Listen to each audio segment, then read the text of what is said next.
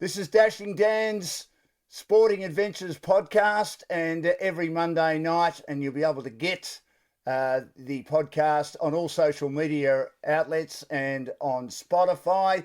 We have a segment called View from the Outer, where we look at a round of football or the round of football that was played on the weekend. Unfortunately, due to the weather, we're on the phone tonight, but hopefully you'll still get magnificent quality. You certainly will from our guest, and we're here for Desporto Restaurants, family restaurant business, the best Italian food ever, and all the ingredients come from Italy. Antoinetta and Claude do a great job with outlets in Williamstown, Yarraville, a bar in Yarraville, a gelato shop in Yarraville. I've also got a magnificent restaurant opposite the famous Windy Hill football ground in Essendon, and also the kiosk down at Williamstown Beach. My guest tonight, Mad King Collingwood man, great broadcaster in his own right. We got to know each other when we broadcast at 3HA Hamilton nearly 40 years ago. Phil Shaw, welcome to the program. Good to have you with us. Couldn't be 40 years ago. I think you're making that up. No, 1989, almost 40 years ago, 37 years. Stop it. Yeah, it's a long time, isn't it? It is a long time. Yeah, it is, and as I say, you're a great commentator. You're now a Mad Keen Magpie supporter, have been most of your life. Was it one that got away for them on Saturday night, or were they lucky to be so close against the Bulldogs? I think we were lucky to be that close. Not through luck. You know, they played their hearts out, Collingwood. Yeah. Had to whip themselves all the way to the end to win it, but they did. And you know, good sides generally win in the end, even if they're under the pump. And the Dogs found a way. Yeah, they did. That great mark by Michael Selwood at the end was obviously the game saver for them. And just on that, Phil, I mean, these mid-season drafts have produced some good players. He's still finding his way, but he's been very good in every game he's played. We know John Noble's at Collingwood, now Gold Coast. John Newcomb's been the best of them. He's been a star at Hawthorn. There have been some good ones that have come through that mid-season draft, which has proven to be a success. Yeah, well, Johnny Noble was probably the first of the real successes, wasn't he? He was, yeah. Played probably 100 games for Collingwood. Yeah.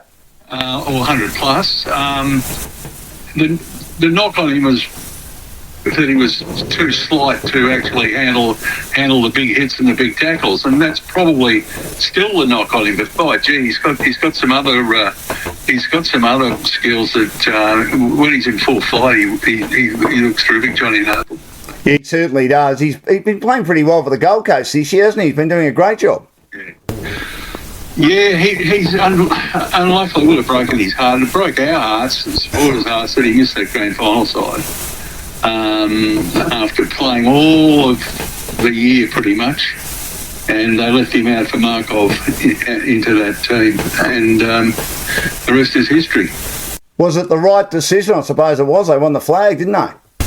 Yeah, well, you could say that. I'm not sure that the bloke that was creating a bit of trouble at Collingwood at the time, Ginnivan, I'm not sure he earned his pay that day. I think Noble might have been a bit better than him on the day, but, you know, coulda, woulda, shoulda, Dan. Exactly, Phil. He's been a good player at Hawthorn, though. Ginnivan, I didn't know he had it in him. When the Hawks picked him up, I thought, oh, gee, that's a little bit of a risk, but he's been outstanding for the Hawks, hasn't he? He's got football smarts. He had it at Collingwood too, but you know, the other stuff got in the way. The stupid kick stuff got in the way, but he's grown out of that to a fair degree, and you know, the football smarts are still there. He hasn't got any real attributes. He's slow, yeah, and he's a bit of a one-trick pony, but what he doesn't know is he knows where the goals are. Yeah, he does. I mean, they've got probably the best small forwards in the comp, haven't they? They've got him, they've got the Wizard, who's an outstanding player. We know that. Dylan Moore's a pretty good player. We're talking of Hawthorn, of course. And I think of all the Victorian sides, they're probably the best equipped to win it, especially when they get Barras back. And now they've got Will Day back in the side. He gets a few games under his belt. And Jack Gunston, well, he's like Scott Pendlebury, isn't he? He's like an old wine, just keeps getting better. Yeah, Jack Gunston. Was he in a draft before Pendles or after? He was after, well after. Pendles was 2005, Phil. It's a long time ago. 2005? Yep. We had a full head of hair then. He probably did. Well, you're obsessed about people with full heads of hair or without full heads of hair, aren't you? I mean, you've been obsessed about my lack of foliage on my scone for a long, long time, but I don't think it stops them from being good footballers, does it? Look at Steele Sidebottom. He had a full head of hair when they won the flag in 2010. Doesn't have any now, and he's still playing good footy. Yeah, I don't think I mentioned that having hair made you play better. I don't think that came into the conversation. No, that's what I'm saying. But you always talk about people with full heads of hair, and I don't think it stops them doing anything. I'm just trying to be funny. It's not working, is it? That's the funniest thing you've said. Yeah, I'm sure it is. It's not working. No, it's not working. Just back on the Pies. Can they make the top 10, which is something we've got to get used to saying? Mate, the top 10, anyone can make the top 10 because it's a top 10. Yeah, correct. Yeah, that's a good point. What? You don't like it? No, not really. I understand why they put it in. It gives hope to supporters.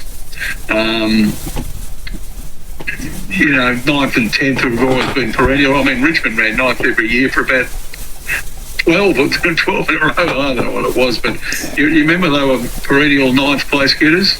Yeah, they were. I think they brought it in because of the Bulldogs winning 14 games last year. But having said that, they couldn't beat the good side, so they didn't deserve to be in anyway. They belted all the bottom sides. And Sydney finished the season well and won 12 and lost 11.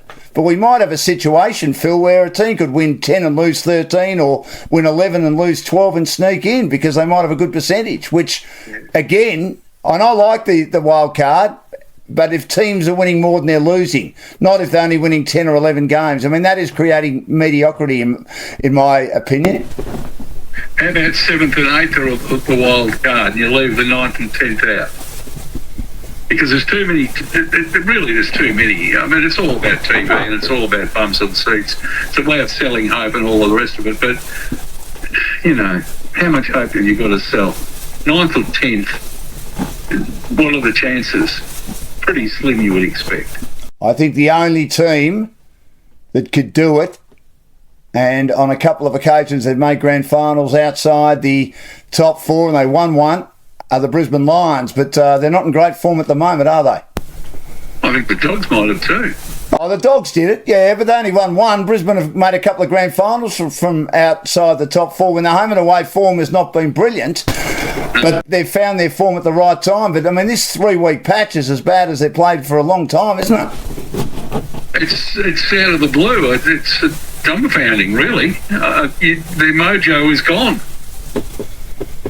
Why do you think it's gone? I don't know. They've still got the same players. Yeah. So maybe the heart's gone. Like, you win a few premierships, maybe it just all gets a bit too hard to keep pumping yourself up.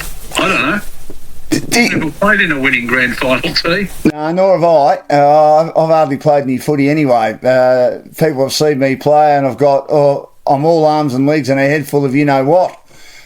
Phil Shaw is my guest, and we're here for Dashing Down Sporting Adventures, a View from the Outer podcast, looking at round 12 of the AFL, where I get guests on every week who love the game and have generally got a magnificent view on it, and Phil is certainly one of those. Chris Fagan said in regard to the Brisbane Lions, Phil, that maybe they're tired. And the other issue too is that you exist to win premierships in this competition. You've said many times, and everyone's said many times, that they're very hard to win.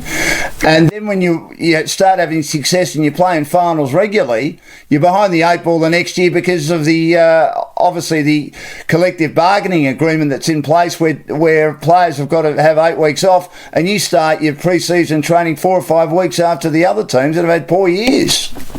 Yes, and of course, after you've won a premiership or two, your players become obsessed with the fact that they're worth $1.2 million and $1.5 million and that sort of money every year. So all of a sudden, your salary cap's being challenged, and you've got to let blokes go, and you can't recruit what you want. And so it's a spiral that's been invented by the AFL to turn teams over, so they all get a crack at it.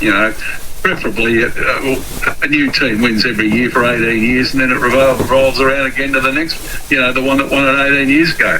That's the ultimate goal. It'll never happen, but that's kind of what they're looking for. It's not going to happen because of free agency for a start, where players look at clubs who've had perennial success, Geelong, Sydney, Collingwood to a lesser extent. Brisbane's another one. They've had a lot of success in recent times that we've been talking about. Hawthorn, all they want to do, and that's fair enough, is play in premiership. So they go to those teams. It's a bit like when we were following the VFL, that the teams that are the best get better and the teams that struggle get worse. And there's a little bit of that now, especially with free agency, isn't there? Oh yeah, and you've got to be a sexy club to get the good players. They don't want to go to teams that are, lying around in the doldrums and not going in. Like back in the old days, blokes like Bob Skilton and Kevin Murray and these blokes, they were in perennial losing teams. I think Skilts might have played in one final in 1970 for his whole career. Yep. And they lost. They lost. And I don't think Kevin Murray, he might have played in a couple in the late 50s for Fitzroy, Kevin Murray. Yeah, I'm not sure. Yeah, Muzzer. He was a good player, Muzzer. He was a tough little fella. Is he still with us? Yeah, I think Kevin is still with us. Bob's still with us. He's had a lot of health issues, Bob Skilton, but I think they're both okay at the moment. I mean, he was 31 when he won the Brownlow, so he'd be 88 this year, and Skilts would be 87 this year, if not already 87. So, obviously, long time ago since they played, but, they were two of the all-time greats, weren't they, when you think about it? But you're right. I mean, you look at Patrick Cripps, who got Carlton over the line against Geelong the other day, and he's only played in 4 finals in his entire career. He's won 2 Brownlows, but he would give those up in a heartbeat to play in premierships, but he may never get that chance, Phil. No, well, see, obviously what's changed is that football is now a high-paying career for anyone who's any good at it. Back in Skilton's day and Murray and those sort of blokes, they all went to work 5 days a week. They trained on Tuesday and Thursday nights and played on Saturday, and that was that. And they're getting £2 a week and that sort of money. I mean, a lot of them went to the VFA for more money. A lot of good Collingwood players went to the VFA for good money and all country captain coaching for much better money. Well, didn't Bob Rose leave Collingwood at the height of his career to go and coach in Wangaratta? Yes, he did. And I think Stuart Spencer, who they say was one of the best players to ever play for Melbourne, had a very short career at the Demons, but was part of probably the two best, or certainly the best of those premiership teams, I reckon, was 1956. Outstanding side, dropped 2 games all year, then went back to Tasmania, where he's from, because he was offered big money to coach teams back there.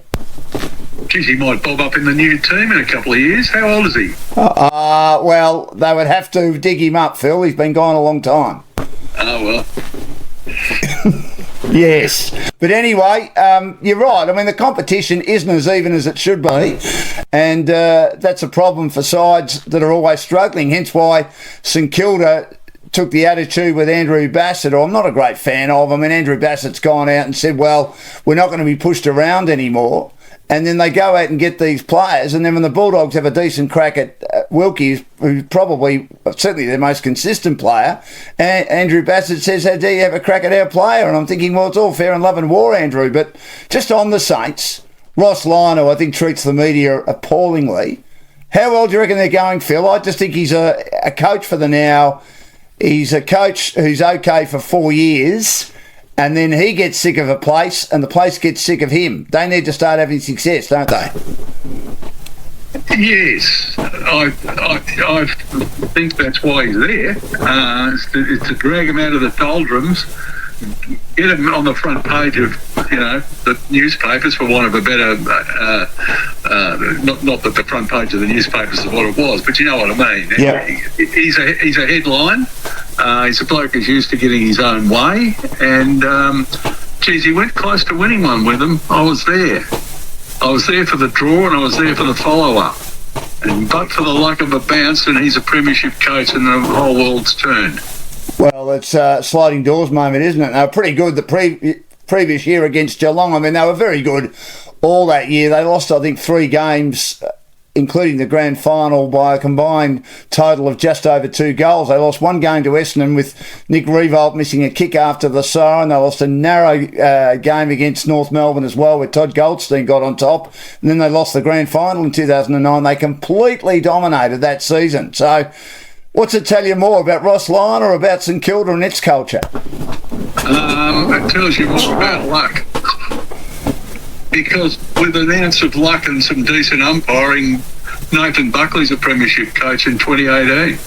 Yeah, correct. Correct, but he's not, of course.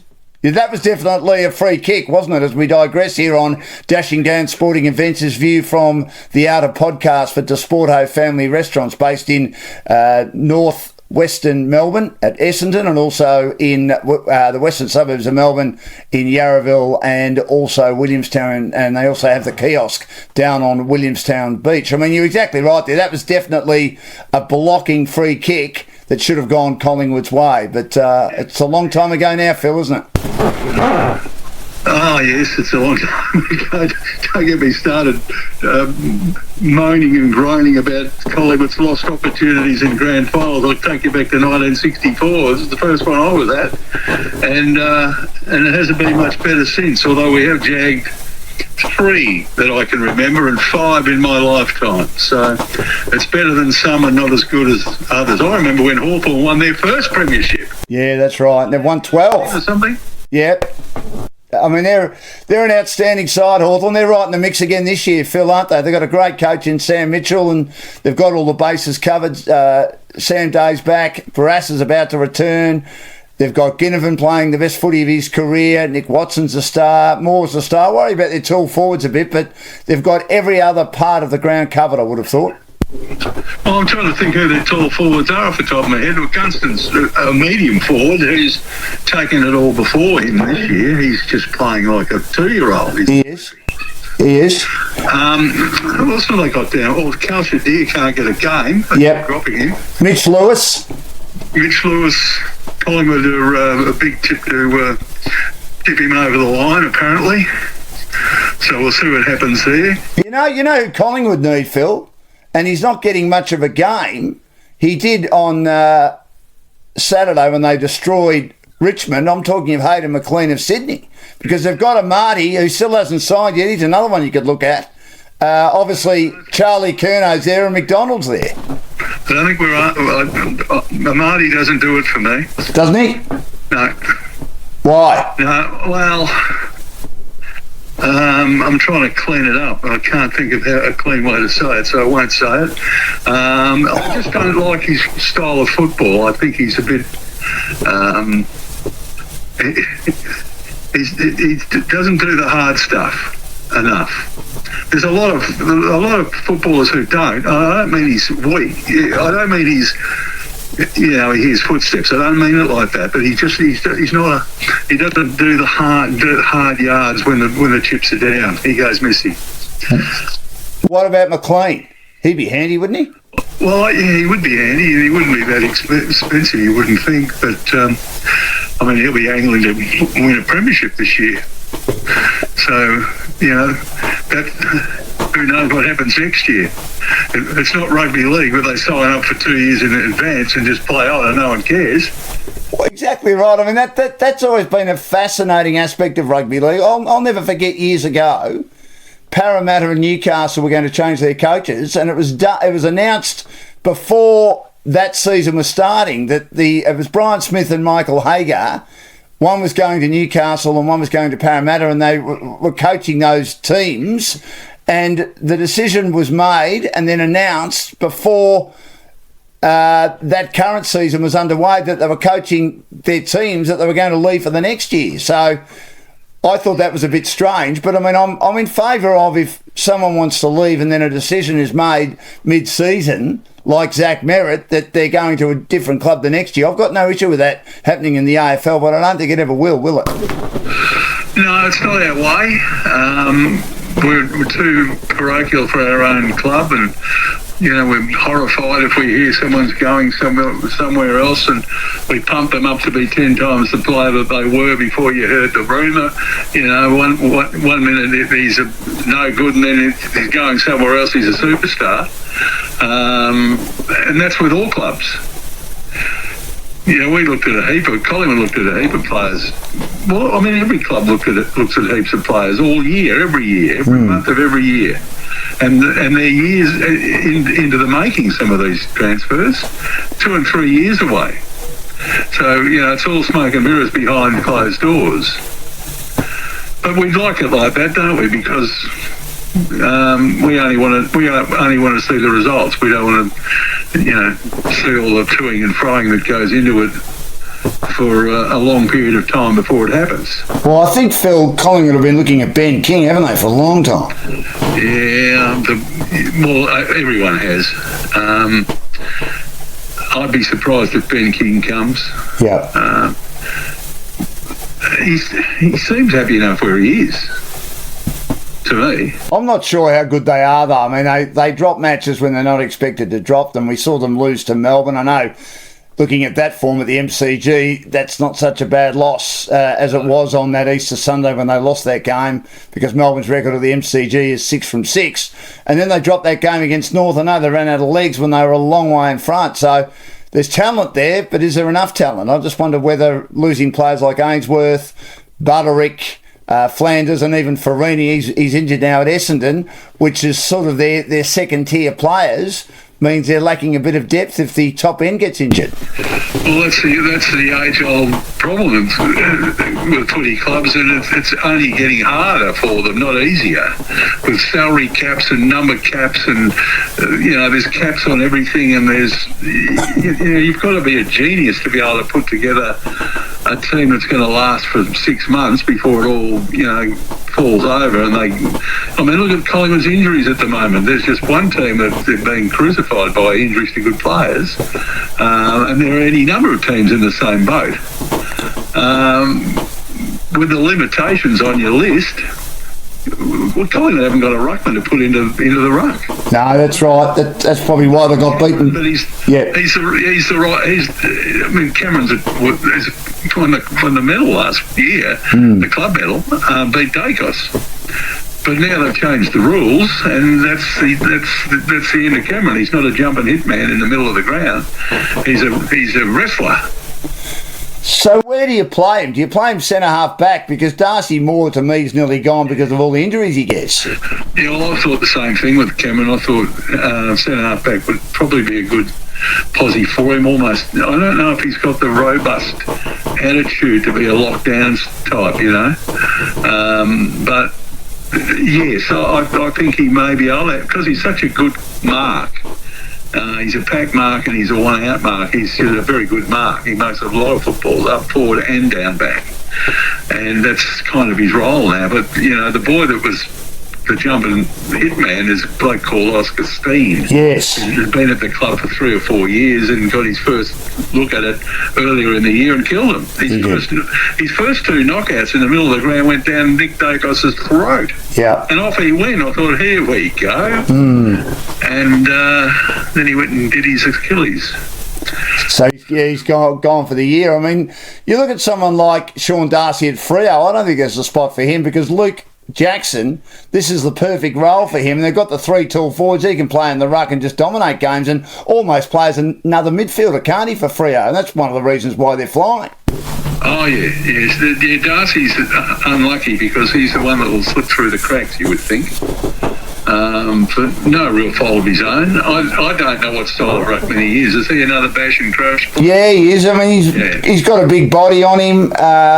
He's not as tall as some of the others, but he's got a massive frame, and jumping wouldn't be one of his strong points, I would have thought, but it is Jackson's strong point, and that's why he's going so well. Well, Jackson's like a 6'7" ruck rover. He is. He always has been. Yeah.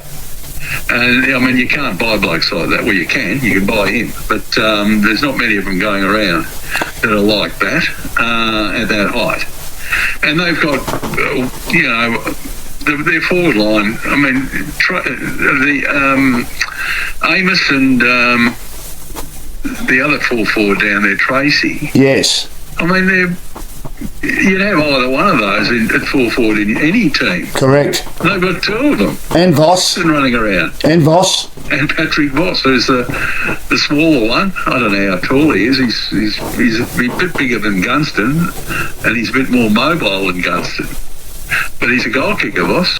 And they've still got Young and Sarong to return to that side, and even Alex Pearce. I mean, their defence is solid too. They've got the three talls: Pearce, Luke Ryan, who plays taller than he is, and of course the other one is Brennan Cox and the run of Clark. So, talking of teams that have got every base covered, Hawthorn does, but Fremantle even more. I think Fremantle have probably got the best looking 23 on the park if they're all fit. Yeah. Of any of the teams. Hawthorn have got a ruthless coach. Yes. I don't know whether they love him or hate him. It doesn't really matter.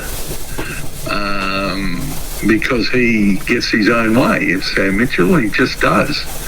What he wants to do at the club, they let him do it. And so far, so good. A little bit like Ross Lyon and even Chris Scott, who, of course, just tends to run the show at Geelong. I'm not a massive Chris Scott fan. I mean, to me, it's smoke and mirrors, as you said earlier, Phil, with Chris Scott. He says, it's not a very good job, but he's just re-signed again to be there for 18 years.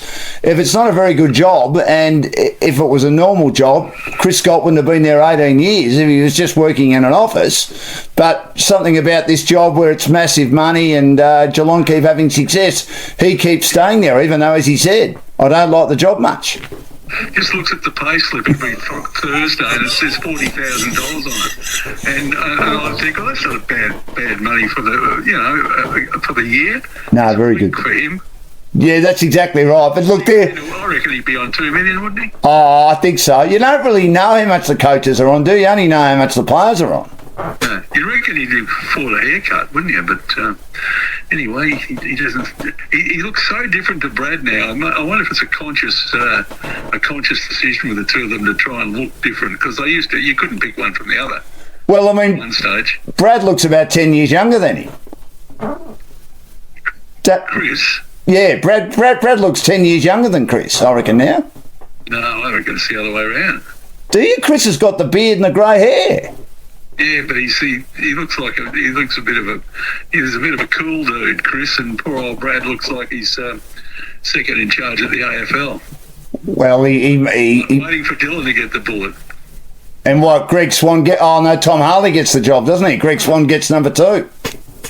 Yeah, Brad, that was a bad mistake by Brad to, well, it's not a bad mistake. He wanted to coach, but they sold him a pup there at Essendon. It was always going to be on a hiding to nothing at the Bombers.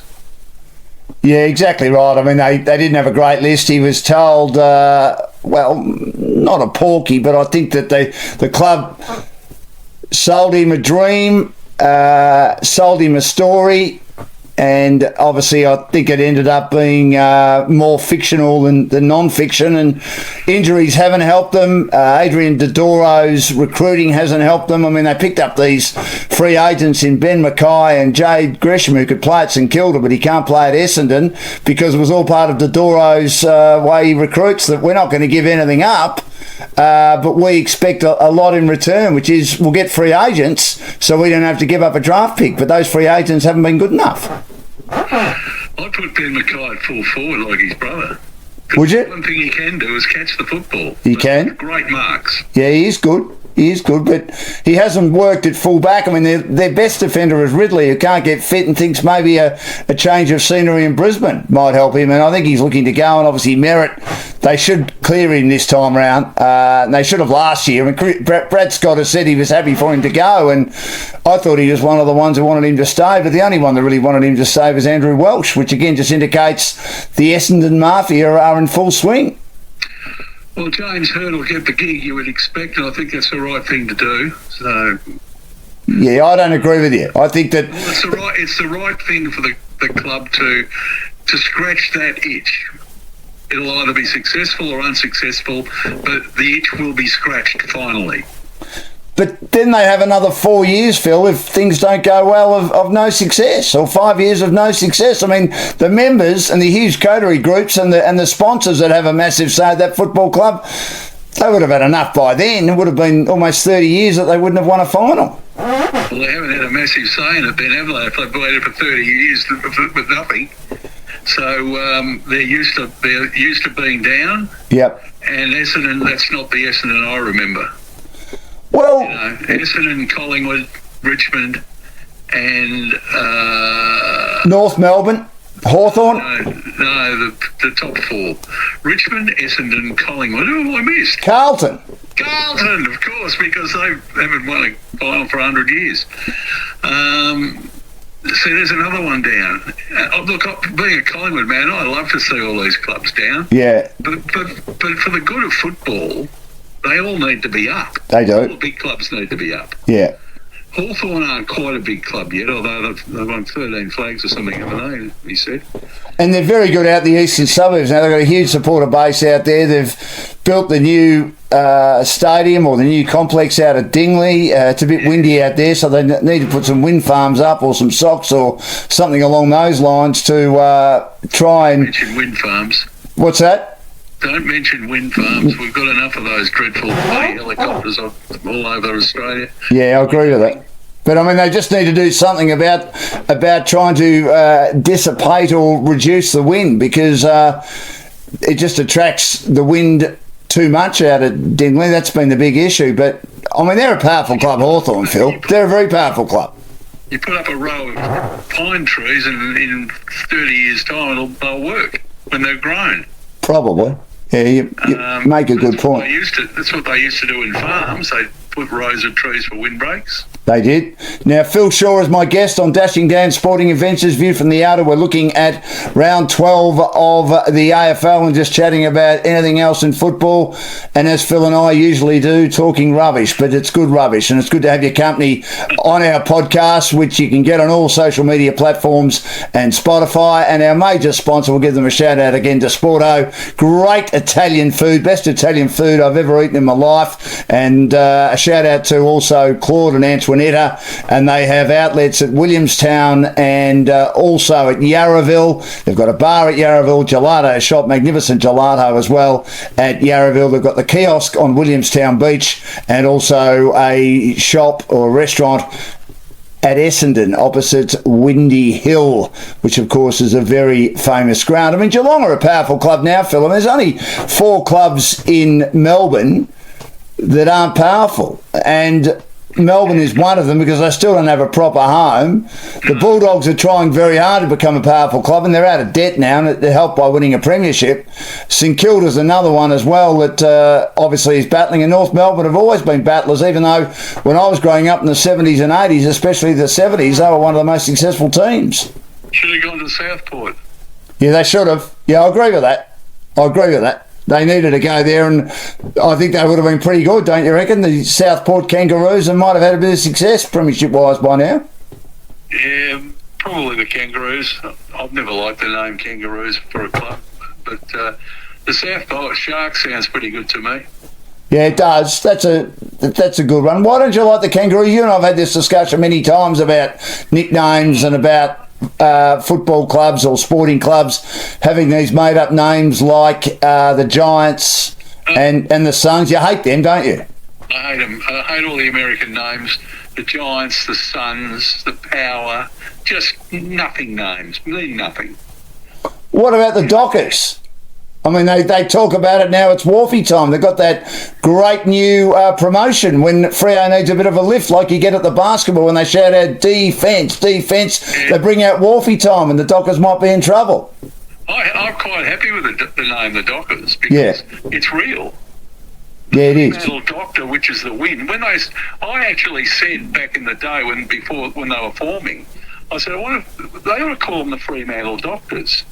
Yeah. And of course, it comes out as Dockers, which is actually what the Fremantle doctor is. Yeah. It's just been misconstrued over the years, become doctor from docker, because it's the wind that used to bring the ships into port. Correct. So that to me makes perfect sense. I barrack for South Sydney in rugby league because I just love the rabbits. Yeah, I do too. Rabbitohs. Yeah. I mean, what a nice down-home name that one is. Well, it was all about the history of South Sydney, wasn't it? Well, a rabbitoh was a bloke that used to walk up and down your street every week selling rabbits in the Depression.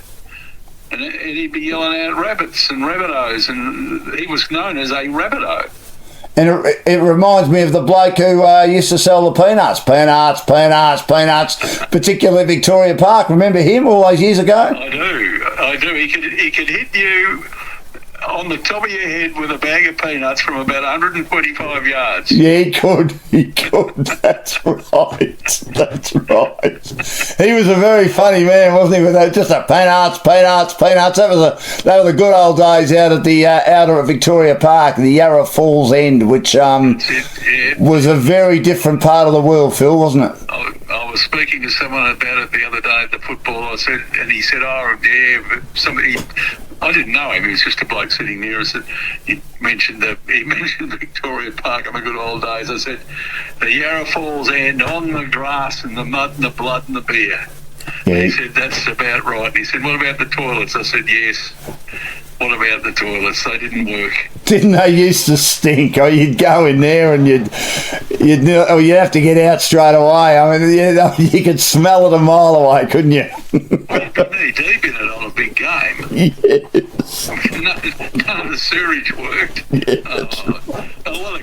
the MCG was that bad too in the Southern Stand, you know. Yeah, it was. Games they would be doing it in anywhere they could inside the old concrete toilets. There in the sink, on the floor. It would flow out the steps. It looked like Niagara Falls. Those big games. Didn't you do it once? Are we allowed to mention that on our podcast? Oh, yeah. I probably did. I was fairly young. And there was standing room there too. I don't know how we've got onto all this, but there was standing room there, and they had a 6 or 8 foot high cyclone fence to keep the us animals in the standing room away from the patrons sitting in the seats further in. And of course, in a final when you got 100,000 people there, there'd be 30 or 40 deep of people pressed up against each other trying to see.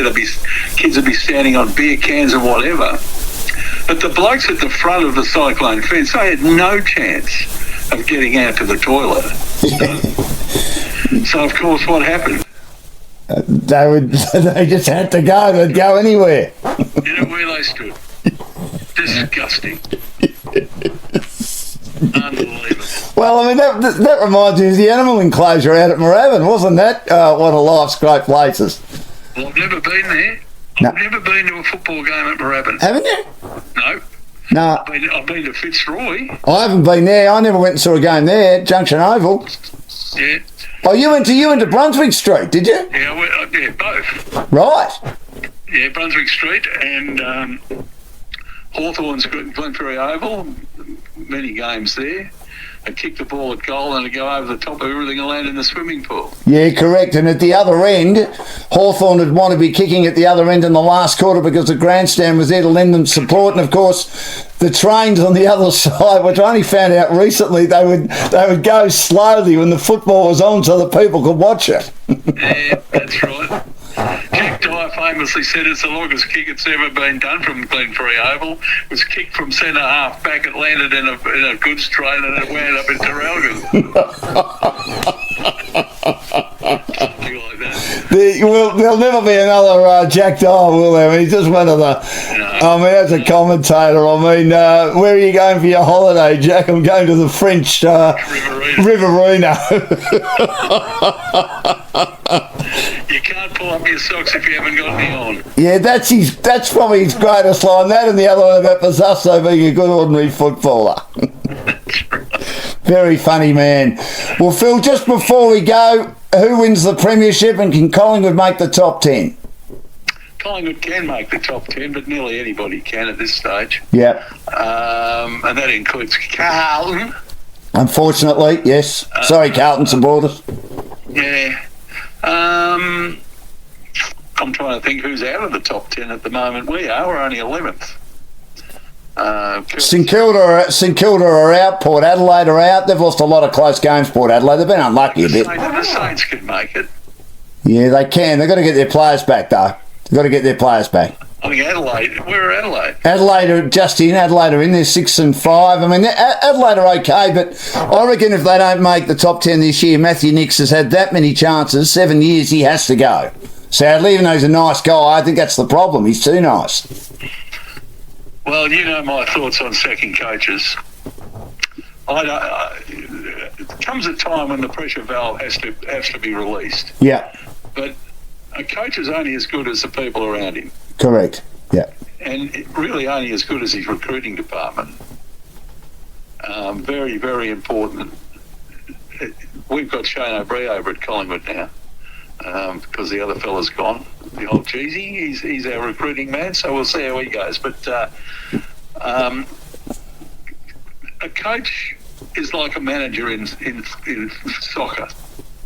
He's the head coach in our world, but he is the manager. Yeah, correct. Yeah. He's the manager. He manages a variety of departments. But, you know, when you're on the big bucks, the first head that goes is yours because you are on the big bucks and it does stop with you. So I do understand that coaches eventually, the pressure valve has to be released. I think Brad Scott was solid pup, as you said. Yep. Voss. He's level enough and smart enough to come back from that. Yeah. I don't think he'll ever coach again. He'd be mad if he did. No, he's had 2 cracks now. Yeah, and we've got Collingwood have got a coach that we'll see how he goes in. He cobbled together a fantastic premiership team at Collingwood out of nothing. He did. And we'll just see how we go from there. Well, I mean, role players galore. I always remember the Bulldogs in 2016. I mean, when Luke Beveridge took over after Brendan McCartney was sacked, they lost Higgins, they lost Cooney, Griffin wanted to go and eventually went, and he didn't have a great side, Luke Beveridge, but within 2 years he got them a premiership with a lot of role players, and I think that's what Collingwood had in 2023, didn't they? A lot of role players, and Richmond in the first of the premierships when they beat Adelaide was the same in 2017. Yeah, well, Collingwood were first to launch into that run and gun style football too. People couldn't work out how to do it. Yeah. We got the jump on them. And, just that mad, crazy run from back to forward. Just go. Kick it off the ground, handball it wherever, and keep running in 2s and 3s at it. And it worked. Yeah, it certainly did. I mean, it was chaos football. I mean, Richmond were the same, and they only had the one key forward in the first one. That was Revolt, and they had a bloke called Townsend who came good late in the season and was probably an accidental premiership player as the second tall forward, and Caddy was the hybrid. And they didn't have much else, but they just won. Yeah. Very good side. They were a good side, the Tigers. I mean, you look at Shea Bolton running around now for over in Perth, and you think, Christ almighty, he is just one hell of a very, very good footballer. Well, he's the icing on the cake for the Dockers, isn't he? I mean, they've got the hard workers, Brayshaw and Sarong, and Young's a beautiful left foot kick, but if he can ever get fit, I just wonder about his body. But Bolton's the icing on the cake. He's the superstar that can finish it off, can't he? Well, he's the best of the small forwards. Yeah. Cosy Pickett's a great player. Bobby Hill's pretty good. Most clubs have got an Indigenous small forward that can run rings around the others. They just have that ability. The Indigenous people, the good players, they're just better at it. I don't know why they are, but they are, aren't they? The Indigenous small forwards, every club almost has got one who's a superstar. Well, correct. I mean, the Bulldogs have got Artie Jones. It's taking a long time to come good, but just starting to come good now. And if he can stay fit, he could be very handy for them. Yeah, I saw him the other night, close up. Played well? Thanks for bringing that up. Oh, that's all right, Phil. He played well, didn't he? He did play well. Played very well. Yeah, he's just had a lot of injuries, but he's just starting to come good. So you think Freo will win it? Who will they play in the granny? Look, I think they've got it. All the cards are going to fall their way because of where they are. They're a Perth team. They'll finish in the top 2, you would expect. Well, you can't really predict that far ahead, I guess, nowadays. But, they'll get a lot of home finals, and you don't need to win too many finals if you're winning them. How many do you got to play? 2 or 3? 3. Yeah, 3. You win your 2 finals, which should be the qualifying final and the prelim. You're straight into the granny. You don't travel until the granny. Yeah, that's all. Yeah, it's a big thing finishing that top 4, really. And I mean, the same for Sydney. They could get 2 home finals, and I was hearing today, as you are probably aware, Phil, there's an NFL match to kick off the season. It's been played in the morning, so they're able to get a television coverage over in America. And if the top 4 stays as is, a lot of ifs, buts and maybes here, and if Fremantle and Sydney win their first final, who gets to host finals in Victoria the second week when they've got that NFL match on the Friday morning? Geelong and Hawthorn. What do they do with that? Geelong and Hawthorn? Well, I mean, they'd be hosting finals because they're 3rd and 4th at the moment. And obviously, if the top seeds, being at home, Fremantle and Sydney beat them, they would then earn the right to host semi-finals, the knockout semi-finals the next week. Mm. But they've got that NFL match on the Friday. Yeah, well, why would they have booked that? Because it's the start of the season and they wanted to go. They've been to, obviously, London a few times. They wanted to go to Australia, but I know the coach of the San Francisco 49ers, he wants to come to Australia for that first game like a hole in the head, because then they've got to go back and they don't get the next week off, unlike the teams in the NRL that go to Vegas. They get the next week off. They don't. They go straight into a second game. It's just becoming, it's becoming a circus, really. Elite sport. Yeah, it is. It is. It's become a lot bigger than just the little people. Well, you've got to remember in the AFL there's 2,000 accredited journalists, Phil, because we've got social media now and people need to find content for that, and the podcasts are massive, as we know, like my podcast, Dashing Down Sporting Adventures, View from the Art of a Desporto Family Restaurant, just sort of throw that in. So they've become massive, and the newspapers have gone out with the arc a bit, but they still do a lot of stuff online. So that's why they've got so many journalists, and they're covering stories. I mean, the Herald Sun and Code Sports, they need, even during summer, they need at least 5 or 6 pages of content on football. That's why it's so massive now. Yeah, well, that's right, because everyone and their brothers get the drink out of it. Correct. Well, great to catch up. Really appreciate your time. Good luck to the Pies for the rest of the year. We'll endeavour to get you on again. It's been great having Phil Shaw on as part of our podcast, View from the Outer and Dashing Dan Sporting Adventures podcast. You can get on all relevant social media platforms and, of course, on Spotify. And again, we thank Claude and Antoinette from Desporto Family Restaurants in northwestern suburbs of Melbourne and the western suburbs of Melbourne, along with their gelato shop and their bar in Yarraville, and also the kiosk that they have down on Williamstown Beach, that when it's busy, it is flat out. Thanks, Phil, and we'll catch up again soon. Good, thanks, Dan.